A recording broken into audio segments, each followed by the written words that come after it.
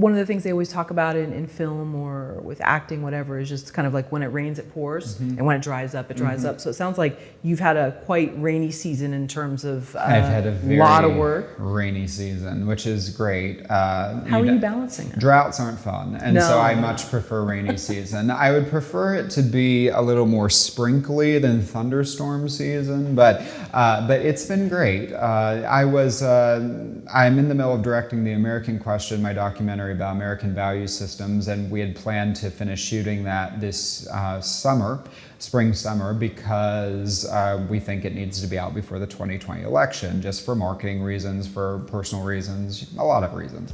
And when I was getting ready to do that shoot, I got a phone call from the producers of the Lucia Lucas film, and they asked me if I wanted to come to Oklahoma for a month in April. This is somewhere around first or second week of March.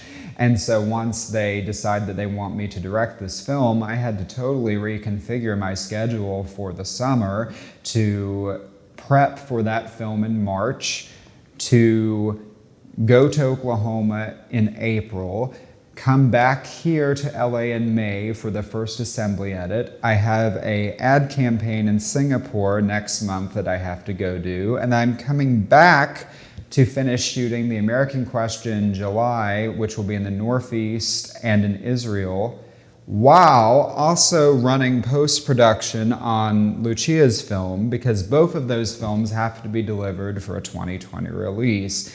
And so it's a lot of juggling and time management. And mind you, even in March, when I'm having negotiations on Lucia's project, I was working on 3 other films at the same time that were nothing to do with those 2 other projects. And so I'm having to get those things done while I'm also doing negotiations, planning, and realigning the other film. This is not typical. This is not my daily life. It's the first time I've dealt with having to do 2 films at once. It's a wonderful problem to have. I'm glad I have this problem because I've been in that drought before. No good.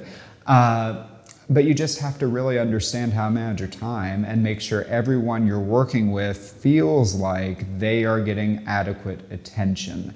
The second that they don't feel that, the more complicated your life becomes.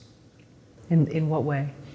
In the way that they don't think that you can do it. I mean, it's really about confidence. They have to understand that you are focused on the project you have been engaged for. And so even if I am working on 3 or 4 things at the same time, even now I'm working on 2 or 3 feature narrative films that 1 or 2 of which are getting quite close. Probably 1 we'll shoot next year. I still have to make sure things are happening on that. And so it's making sure that everything has the resources they need to get going what needs to get done, right?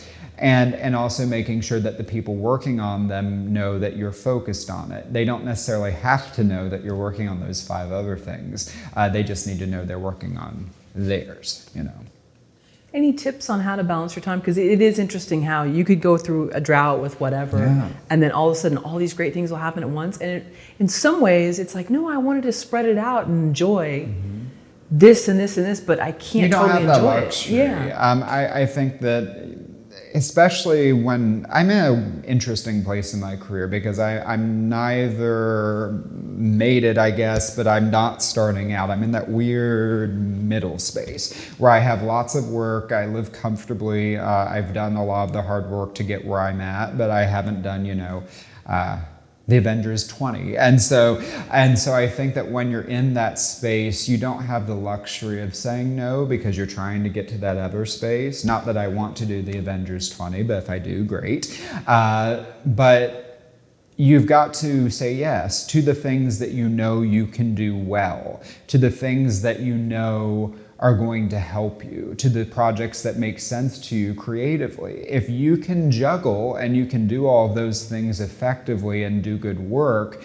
that only helps you ascend the broader mountain chain you're trying to climb. And it also gives you better skill sets because when you can manage lots of different moving pieces, the bigger your films become, the higher your budgets get, the more adept you are at being able to do that.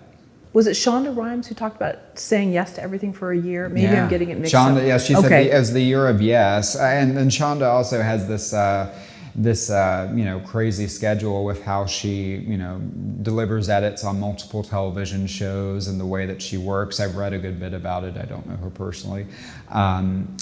And I think that, that there's a way to do that. She's right. Like, you have to say yes to all of these things, but then you also have to learn to manage and what makes sense for you, what makes sense for your personal life, making sure that you have what you need. Because if you're not satisfied creatively, or if you don't have, if you're so exhausted that you can't manage it, it's probably not going to be good work. And so you've got to find a balance. But as long as you can balance all of those things, or if you have the power, like I fortunately did, to kind of have some say over your schedule, you can make things work. And so we'll see how it comes out. You guys can find out when a few months. To be continued. Yes, TBD. That's an interesting problem to be sitting with, is being in the middle there and knowing that you have to say yes, because it's not, maybe you feel like it's not time to turn stuff down. Right. You're not at the point where, like, okay, tell so-and-so, you've got this assistant you've got 20 people coming in, handlers, all this stuff. But at the same time, you're not starting out. So I was wondering, did you ever envision being in this place where you're wrestling with that dilemma? No, you don't. I don't think you ever envision that space. It's a space that I think is something that happens with time, right? It's one of those things when you're first starting out, you're like, if I can just get that first feature done, everything's fine. But that's not true, right? It's then about proving that you're not a one-trick pony. And so it's that middle space that maybe is the most critical, because then you have to show a couple of things. One, you have to show you've got it. You've got the stamina to keep going, that you're dedicated, that you're committed, that this is what you're going to do. But then you have to put out good work. And so as long as you're doing consistent, good work in that middle space, I believe that is what helps you to get to that next space. But it really is about saying yes to the things that make sense. It's not saying yes to everything. Let's be very clear. There are things I turn down all the time. But if it's something that makes sense to me creatively, if it has a budget on which I know I can make a good film, if it has the right talent involved, it has people that I want to work with, then I'll do it. I will figure out how to do it. But I say no to things that if I don't care for some of the entities involved, or if I think there's no way to make it on the budget that they want to do it on, I'll say no to that, because that's not helpful. And so I think that if you're looking at your career in this broader way, you have to say yes to those things that make sense, say no to the things that don't.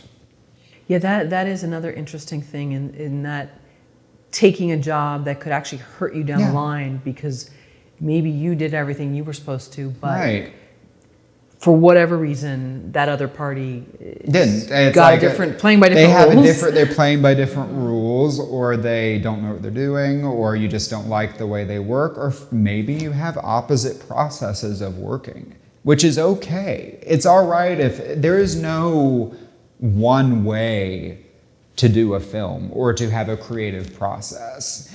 I think that sometimes people, and especially in interviews like this, perceive that somebody like me is saying this is the only way to do this thing.